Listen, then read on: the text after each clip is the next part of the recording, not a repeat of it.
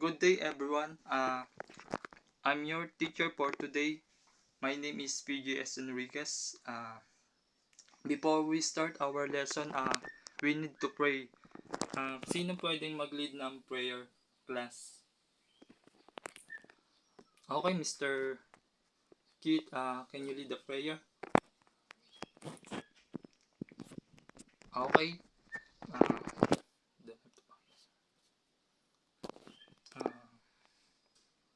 Namin Panginoon Jesus, salamat po sa araw sa lahat ng mga blessings. Tanggap po namin sa Panginoon Jesus. Amen.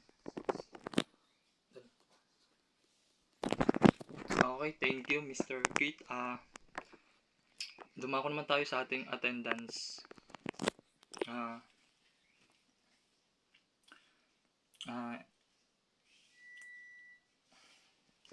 Say present. Are you here? Okay. Dito naman tayo sa motivation.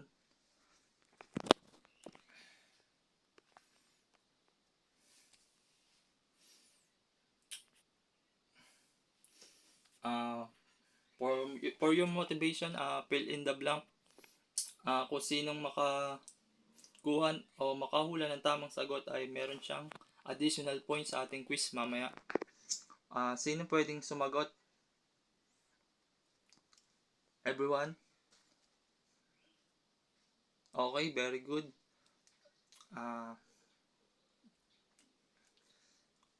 Tama, wine list. Number 2, sino? Okay, side towel, Mr. Very good. Bawat nililista ko additional points sa ating quiz. Okay, dahil dyan nagtatapos, dumako na tayo sa ating lesson. Sa ating classroom rules muna pala. Number 1, pamilya naman sa atin to, respect your classmate, especially your teacher, kung sino yung nagsasalita o nagtuturo sa unahan. Listen and pay attention. Yun, makinig lang. Huwag kung anong ginagawa. Raise your hand before speaking or leaving. Yun nga, tumaas na ng kamay kung may kung gustong sumagot o may kung pwedeng o magpapaalam. Yun nga, be cooperative. Yan, dumako na tayo sa ating lesson. The topic is all about wine service guide. Ano nga ba pag sinabi nating wine service? Wine service is the ritual of serving a whole bottle of wine to a table of guests. If a guest order a single glass of wine, the full step of service are not required. Most wine available by glass are kept behind the bar, and the bartender pours a single glass for the server to deliver.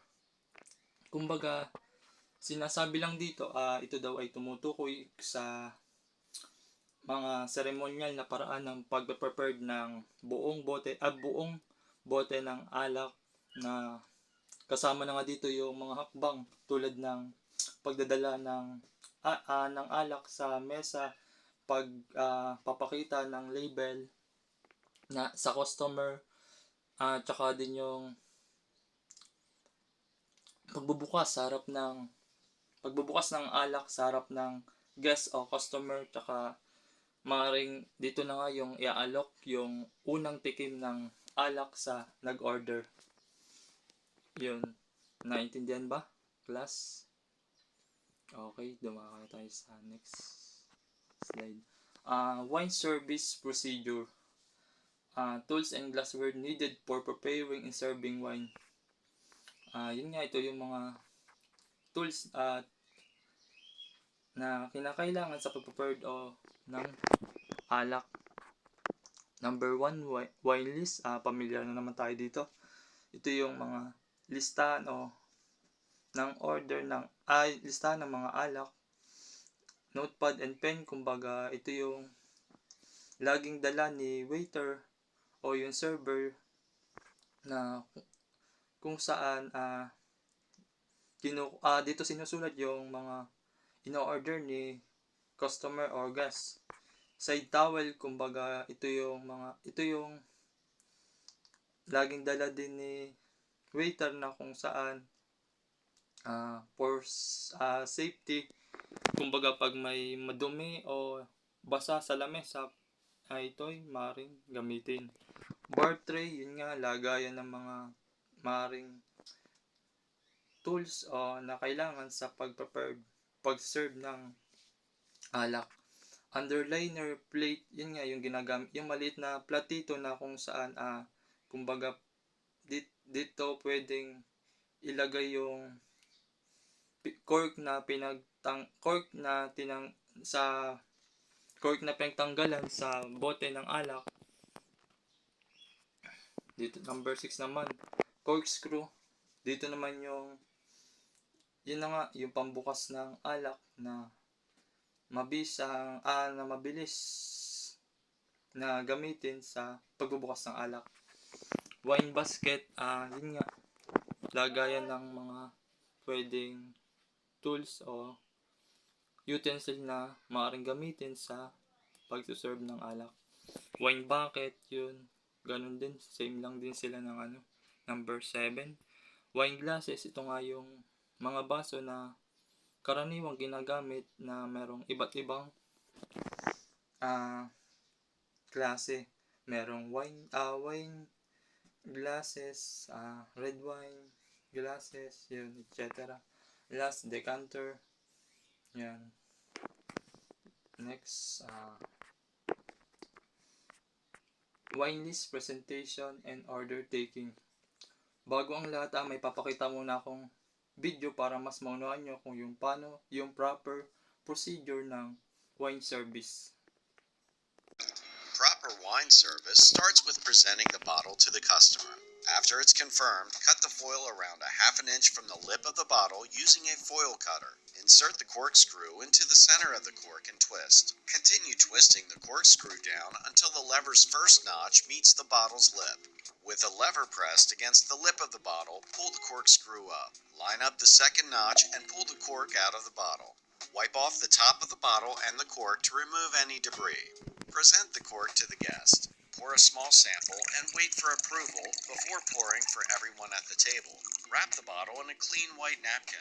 Start pouring with the person to the left of the host and move clockwise, always pouring from the guest's right side. Finish each pour with a twisting motion and wipe the lip of the bottle to avoid dripping. Place the bottle to the right of the host with a label facing outwards. For chilled wines, ask the guests if they prefer a bucket of ice or a wine chiller.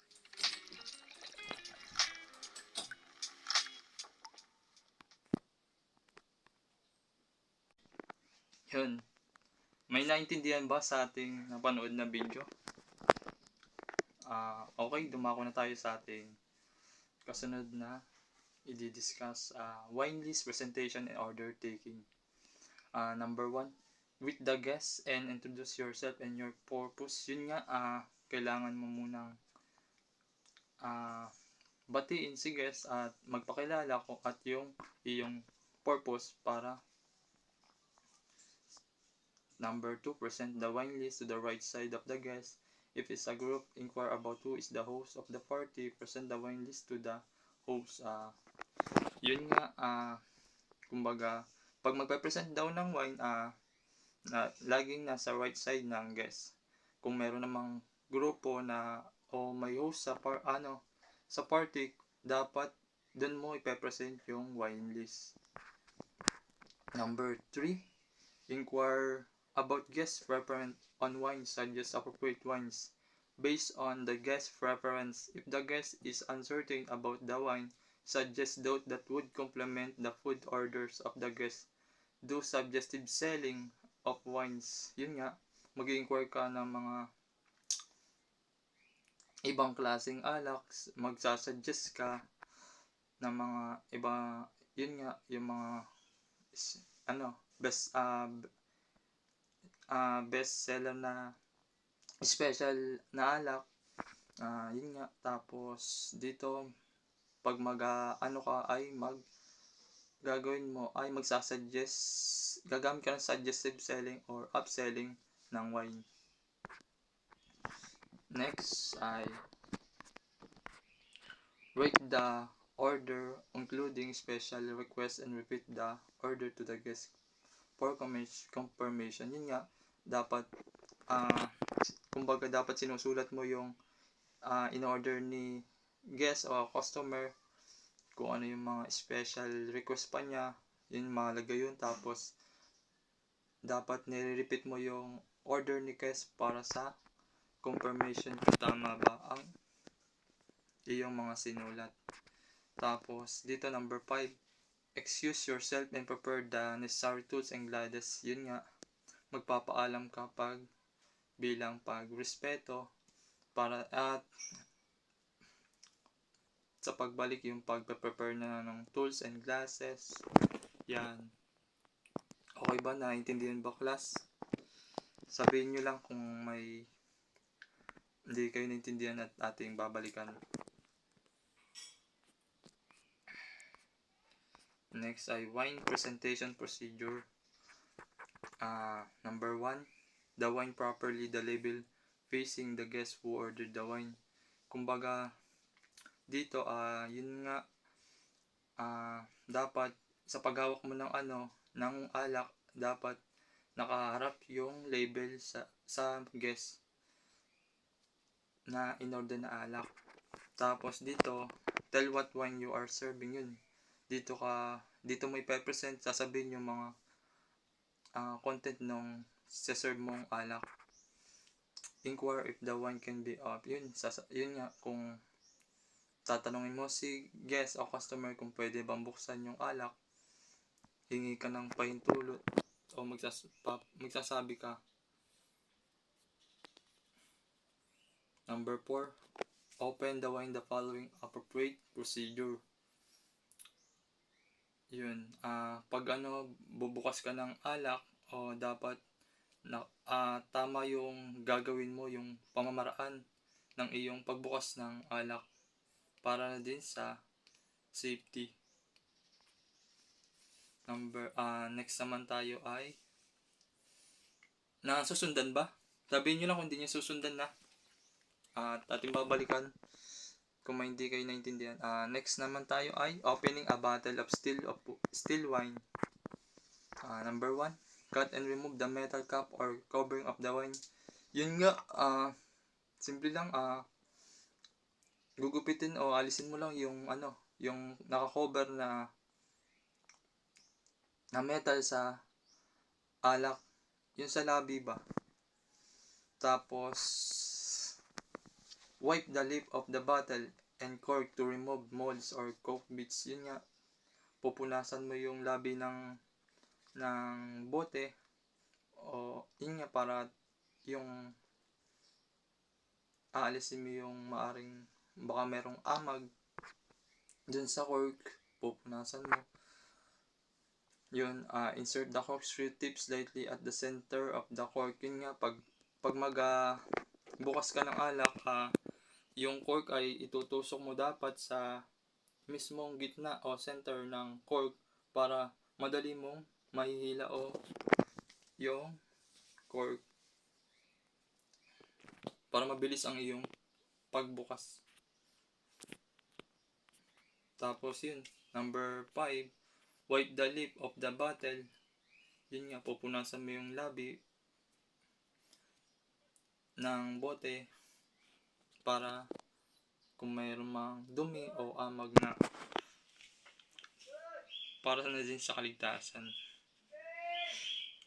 Number 6, remove the cork from the corkscrew and present if the guest or place it on the underlying plate for the guest evaluation. Yun nga, alisin mo yung corks mula sa corkscrew. Tapos yung pagkaalis mo, ipe-present mo na sa guest. Tapos kumbaga dito, pagka mo ng cork, tanggal mo na sa bote, ipapatong mo yung cork sa underliner na plate para sa pagsusuri ng guests. Yun. Nagigets ba, everyone? Okay. Dumako naman tayo sa opening a bottle of sparkling wine. Number 1, cut and remove the metal cap of covering. Dito nga ay, yun nga, gugupit o aalisin mo yung maring yung metal na nakakover dun sa labi o bibig ng alak. Tapos unscrew the wire cage and remove it. Yun nga, alisin mo yung parang kawad dun sa alisin mo yung wire cage dun sa corks na nakapalibot. Nakapix ba? Yun.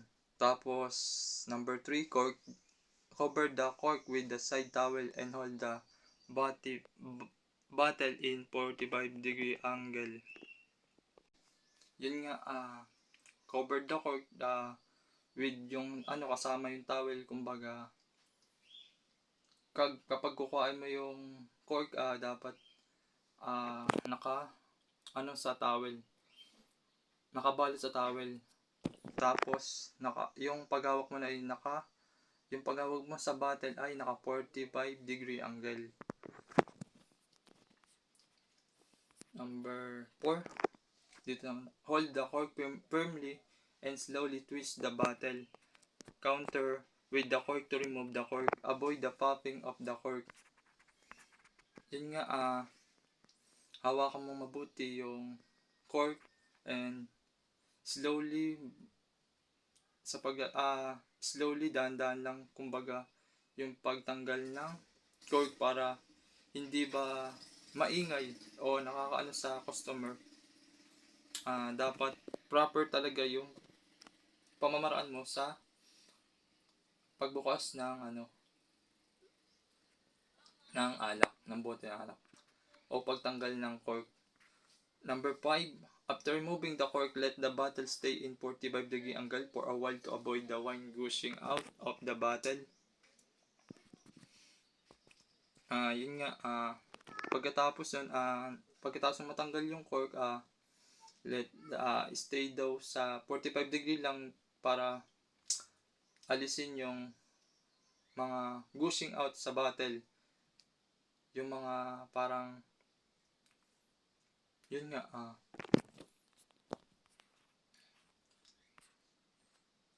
number pouring and serving the wine. Yan, dito naman number 1, pour the wine if the glass 1/4 full around the 2 ounce for evaluation and tasting. Yun, kumbaga dito ay lalagyan ng wine yung, kung sa baso, dapat 1/4 full or 2 ounce lang yung ilalagay mong wine sa baso o dun sa glass, para dun sa pagsusuri o pagtikim ng guest. Number 2, let the guest host taste the wine and wait for the approval, then start serving the wine starting with the VIP. Yun nga, hintayin natikman at aprobahan ang alak, pagtapos simulan pagbuhos sa mga host, simula sa VIP. Kung wala namang VIP, unahan yung mga girls sa kaliwa ng nag-order gamit yung pakanan na galaw o yun, upward motion, downward motion.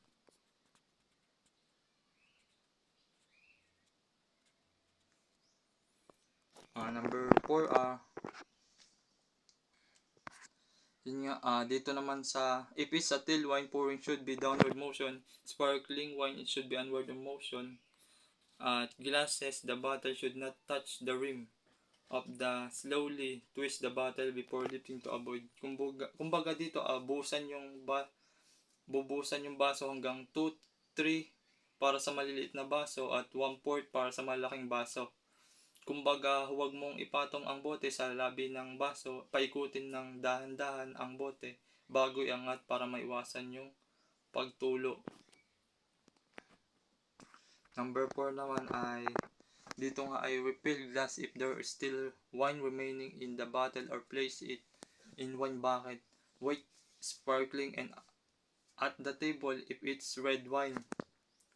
Kumbaga dito punan mo parang lagyan mo muli ang baso na kung may natirang alak o ilagay ang bote sa wine bucket para sa puti o sparkling. At mesa kung ito ay red wine. Yun, okay, doon na tatapos ang ating discussion. For your activity, ito, hanap ka ng iyong kapartner, tapos bago pala ang lahat, may mga katanungan ba kayo? May naintindihan ba? Okay, very good kung ganun. For your activity, find the partner based on the step given for wine list presentation, wine order taking, and wine presentation. Gagawa kayo ng script o conversation between a wine steward and a guest. Yun. Isusulat ito sa long bond paper. Nagagets ba? May tanong? Okay, for your quiz naman, ito nga pala yung rubrics natin sa inyong gagawing activity. Yan, 30 points, excellent perform relevant tasks, 25 points, very satisfactory perform relevant tasks, 20 points, satisfactory perform relevant tasks, 10 points per year perform relevant tasks. Yan. Yan yung scoring rubrics natin.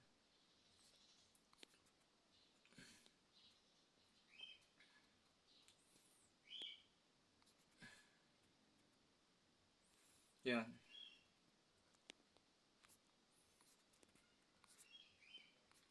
For your quiz, ito. True or false lamang.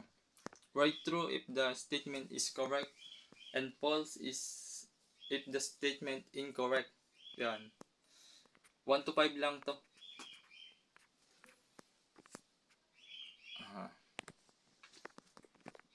Okay, may tanong pa? Relevant o violent action. Okay, kung ganon, dito nagtatapos ang ating discussion for today. Salamat. Dun sa mga nag-participate, may